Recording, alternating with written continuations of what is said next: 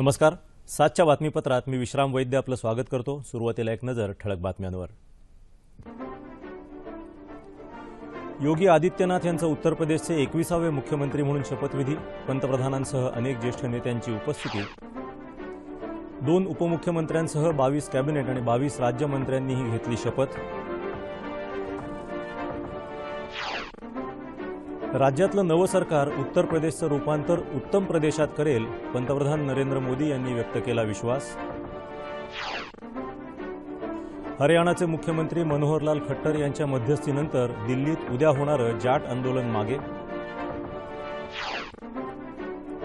निकोप आणि पारदर्शी वातावरणात देशातल्या नागरिकांना संधी उपलब्ध झाल्यास जगाचं नेतृत्व करणारे तज्ज्ञ निर्माण होतील, ऊर्जामंत्री पियुष गोयल. राज्य सरकार शेतकऱ्यांच्या पाठीशी ठामपणे उभं असून लवकरच नुकसानग्रस्त शेतकऱ्यांना मदत दिली जाईल, रावसाहेब दानवे यांचं आश्वासन.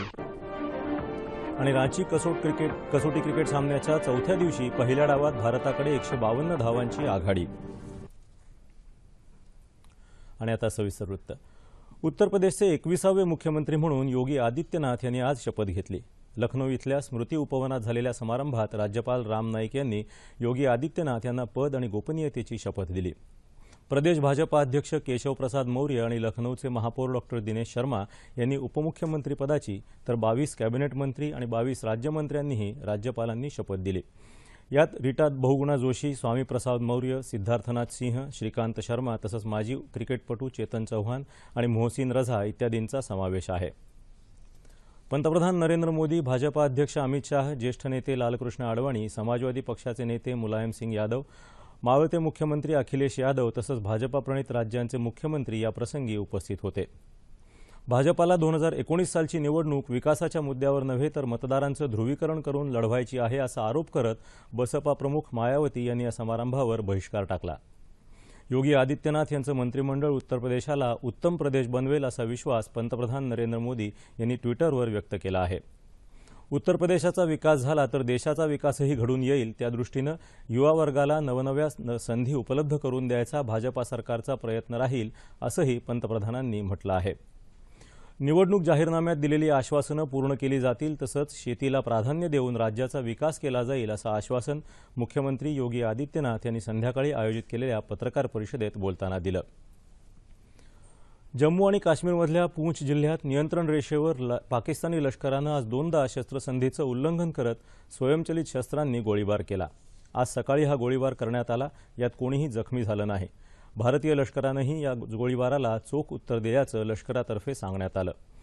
गेल्या 11 दिवसात नियंत्रण रेषेवरील पाकिस्तानी लष्कराचं हे 5वं शस्त्रसंधी उल्लंघन आहे.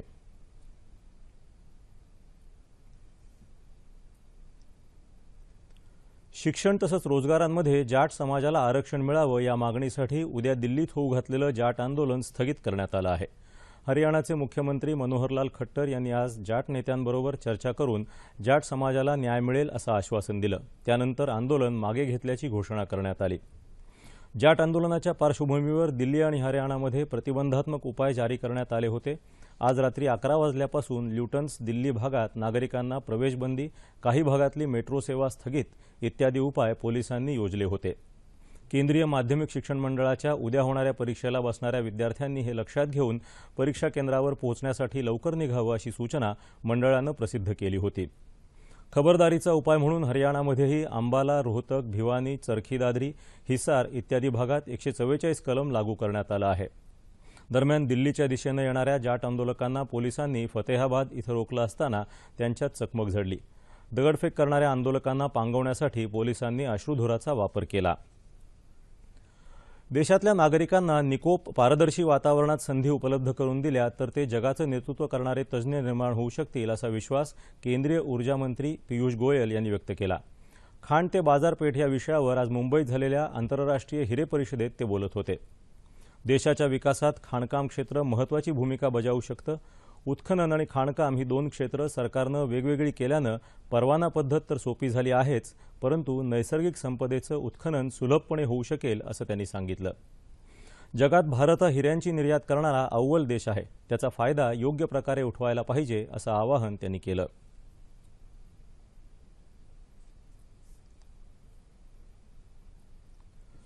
सरकार शेतकऱ्यांच्या पाठीशी ठामपणे उभं असून लवकरच नुकसानग्रस्त शेतकऱ्यांना मदत दिली जाईल असं आश्वासन भाजपा प्रदेशाध्यक्ष खासदार रावसाहेब दानवे यांनी दिलं। लातूर जिल्ह्याच्या औसा तालुक्यातल्या गारपीटग्रस्त भागाचा दौरा करताना ते बोलत होते। भाजपा कर्जमाफीच्या विरोधात नाही, नुकसानग्रस्त शेतकऱ्यांना सरकारतर्फे मदत दिली जाईल असं त्यांनी स्पष्ट केलं।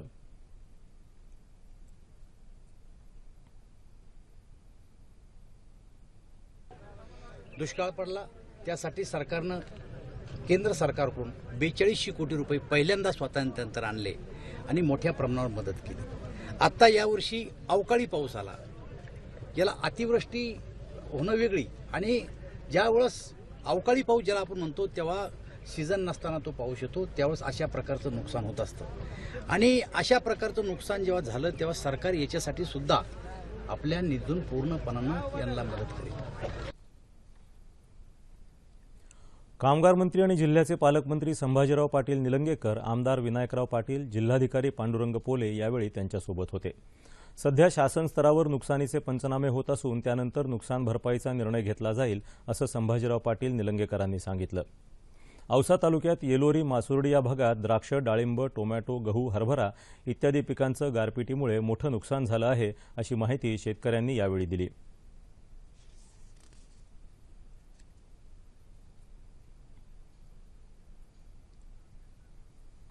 शेतमालाला अपुरा भाव आणि नापिकीला कंटाळून यवतमाळ जिल्ह्यातल्या साहेबराव करपे यांनी आपल्या कुटुंबासह आत्महत्या केली होती। राज्यातील ही पहिली घटना होती। या घटनेला 31 वर्ष पूर्ण झाली, त्यानंतर आजही राज्यात सुमारे 4 लाख शेतकऱ्यांनी आत्महत्या केल्या। करपेंच्या स्मृतीला उजाळा देण्यासाठी राज्यात आज ठिकठिकाणी किसान पुत्र संघटना आणि इतर शेतकरी संघटनांच्या वतीनं अन्नत्याग उपोषण करण्यात आलं। पुण्यातही शिवाजीनगरमधील कृषी भवन समोर हे उपोषण करण्यात आलं। यामध्ये किसान पुत्र संघटना, शेतकरी संघटना, स्वाभिमानी शेतकरी संघटना, युवक क्रांती दल आणि इतर संघटना सहभागी झाल्या। राज्यात सध्या नापिकी आहे, शेतमालाला हमीभाव मिळत नाही, शिवाय दिवसेंदिवस कर्ज काढावं लागत आहे, त्यामुळे या राज्यातल्या शेतकरी देशोधडीला लागला आहे। तसंच या सरकारनं शेतकऱ्यांची कर्ज माफ करावी, शेतकऱ्यांना मुक्त बाजारपेठ उपलब्ध करून द्यावी, स्वामीनाथन आयोग लागू करावा, जमीन अधिग्रहण कायद्यात दुरुस्ती करावी अशा मागण्या यावेळी संघटनांनी केल्या। आज नागपुरातही डॉ. पंजाबराव देशमुख यांच्या पुतळ्याजवळ अन्नत्याग आंदोलन करण्यात आलं।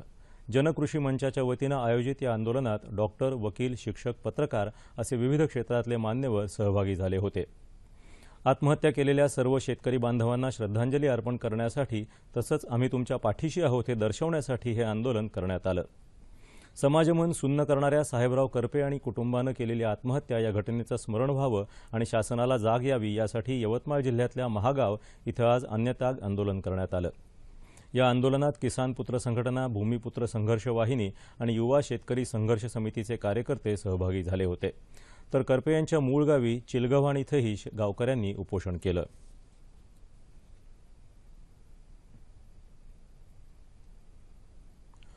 कृषी क्षेत्रातलं नवीन तंत्रज्ञान सर्वसामान्य शेतकऱ्यांपर्यंत पोहोचावं म्हणून वसंतराव नाईक मराठवाडा कृषी विद्यापीठ आणि कृषी विज्ञान केंद्र यांनी आज सोलापूर जिल्ह्यातल्या तुळजापूर इथं कृषी तंत्रज्ञान महोत्सवाचं आयोजन केलं होतं। या महोत्सवाचं उद्घाटन कुलगुरू डॉ. बी. व्यंकटेश्वरलू यांच्या हस्ते करण्यात आलं। यावेळी जिल्ह्यातील महिला शेतकरी मोठ्या संख्येनं उपस्थित होत्या। 2 दिवस चालणाऱ्या या महोत्सवात घनकचरा व्यवस्थापन, गांडूळ खत निर्मिती, शेतीपूरक व्यवसायामधून महिला सक्षमीकरण, डाळ प्रक्रिया उद्योग, पनीर, खवा निर्मिती, मूल्यवर्धन आणि प्रक्रिया उद्योग, माती परीक्षण आधारित अन्नद्रव्य व्यवस्थापन आणि पीक उत्पादन वाढीसाठी जैविक खताचा वापर अशा अनेक विषयांवर तज्ज्ञ मार्गदर्शन करणार आहेत। स्वच्छ भारत अभियान संकल्पनेला अनुसरून शेतातला आणि घरातला घनकचरा वापरून त्याद्वारे खत तसंच गॅस निर्मिती करण्याला चालना मिळावी आणि जमिनीचं आरोग्य अबाधित राहावं हा या कृषी तंत्रज्ञान महोत्सवामागील उद्देश असल्याचं वरिष्ठ शास्त्रज्ञ डॉ. सचिन सूर्यवंशी यांनी सांगितलं। राज्यात 16 ते 22 मार्चच्या कालावधीत जलसंपदा आणि पाटबंधारे विभागाच्या वतीनं पाण्याच्या बचतीचं महत्त्व पटवून देण्यासाठी जलजागृती सप्ताहाचं आयोजन करण्यात आलं आहे।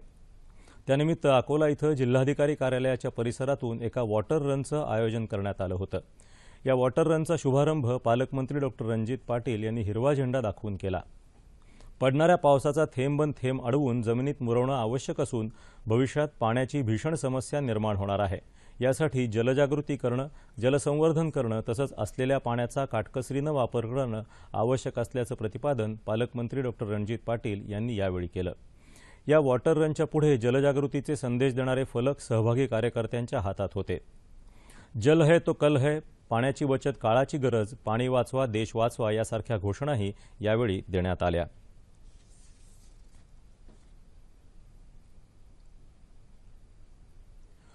अमरावती इथं आज सामाजिक न्याय आणि विशेष सहाय्य विभागाच्या वतीनं देशातील 5वं राज्यस्तरीय व्यसनमुक्त साहित्य संमेलन आणि राष्ट्रपिता महात्मा गांधी व्यसनमुक्ती सेवा पुरस्कार वितरण सोहळा पार पडला. या कार्यक्रमाचं उद्घाटन सामाजिक न्यायमंत्री राजकुमार बडोले यांनी केलं.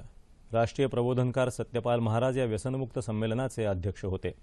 व्यसनाधीनता ही समाजाची मोठी समस्या असून दारूबंदी असणाऱ्या जिल्ह्यातही व्यसनाधीनता आढळून येते, त्याबद्दल बडोले यांनी खंत व्यक्त केली. व्यसनमुक्तीची संमेलनं प्रत्येक जिल्ह्यात झाली तर महाराष्ट्रात एकही व्यक्ती व्यसनाधीन राहणार नाही, असं मत पालकमंत्री प्रवीण पोटे पाटील यांनी यावेळी व्यक्त केलं.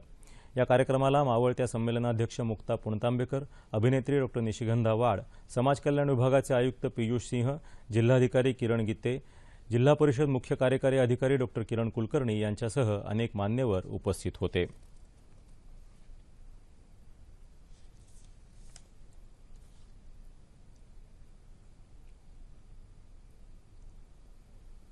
प्रस्तावित वस्तू आणि सेवा कराबाबत हिरे आणि दागिने उद्योग जगतात असलेल्या समस्या केंद्रीय वित्तमंत्री अरुण जेटली यांच्यासमोर मांडणार असल्याचं आश्वासन मुख्यमंत्री देवेंद्र फडणवीस यांनी दिलं. हिरे आणि दागिन्यांच्या क्षेत्रात भरीव कामगिरी केल्याबद्दल देण्यात येणाऱ्या भारतीय हिरे आणि दागिने पुरस्कारांचं काल मुंबईत वितरण करण्यात आलं, त्यावेळी ते बोलत होते. हिरे आणि दागिन्यांच्या उद्योगानं मुंबईला ओळख दिली आणि त्यामुळे या क्षेत्राला प्रोत्साहन देण्यासाठी सरकार सर्वतोपरी प्रयत्न करेल, असंही ते म्हणाले. पुरस्काराचं हे 43वे वर्ष असून पुरस्कारासाठी विविध प्रकारात एकूण 50 नामांकनं मिळाली होती.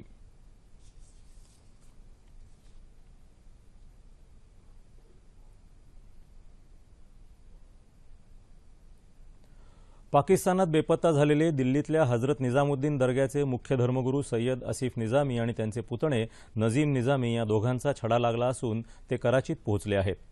हे दोघं धर्मगुरू पाकिस्तानातल्या सिंध प्रांतात गेले होते. तिथे संपर्क यंत्रणेचा अभाव असल्यानं त्यांना स्वतःच्या नातेवाईकांना खुशालीची खबर देता आली नाही, त्यामुळे ते बेपत्ता असल्याचा समज झाला, अशी बातमी पाकिस्तानी प्रसारमाध्यमांनी दिली आहे. या दोघा धर्मगुरूंचा मुत्ताहिद कौमी चळवळीशी संबंध असल्याच्या संशयावरून पाकिस्तानी गुप्तचर संस्थेनं त्यांना चौकशीसाठी ताब्यात घेतलं होतं, अशी माहिती यापूर्वी प्रसिद्ध झाली होती.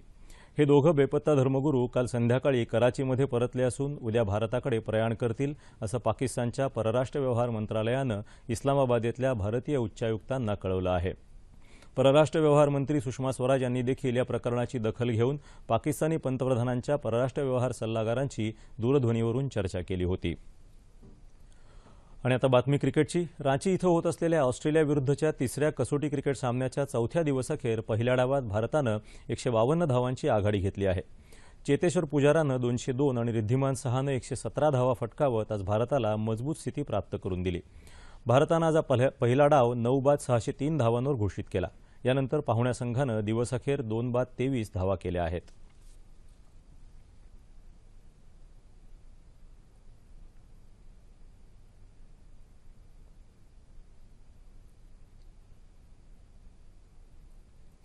आणि आता हवामान. हिमाचल प्रदेशातल्या अनेक भागात मध्यम स्वरूपाची हिमवृष्टी झाली, त्यामुळे तापमानात घट झाली असून केलॉंग आणि कामता इथं उणे 2 ते 5 अंश सेल्सिअस तापमानाची नोंद झाली आहे. मनालीत 0 तर शिमल्यात 5 अंश सेल्सिअस तापमानाची नोंद झाली आहे. येत्या 24 तासात राज्यातलं हवामान कोरडं राहील, असा अंदाज हवामानशास्त्र विभागानं वर्तवला आहे. तापमान अंश सेल्सिअसमध्ये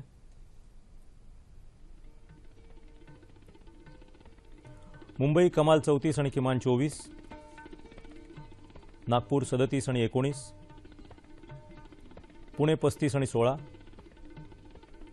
औरंगाबाद 35 आणि 21, नाशिक 34 आणि 15, कोल्हापूर 37 आणि 20, रत्नागिरी 32 आणि 20, सोलापूर 38 आणि 20 आणि अमरावती कमाल तापमान 35 आणि किमान 20 अंश सेल्सिअस. शेवटी पुन्हा एकदा ठळक बातम्या. योगी आदित्यनाथ यांचा उत्तर प्रदेशचे 21वे मुख्यमंत्री म्हणून शपथविधी. पंतप्रधानांसह अनेक ज्येष्ठ नेत्यांची उपस्थिती. 2 उपमुख्यमंत्र्यांसह 22 कॅबिनेट आणि 22 राज्यमंत्र्यांनीही घेतली शपथ.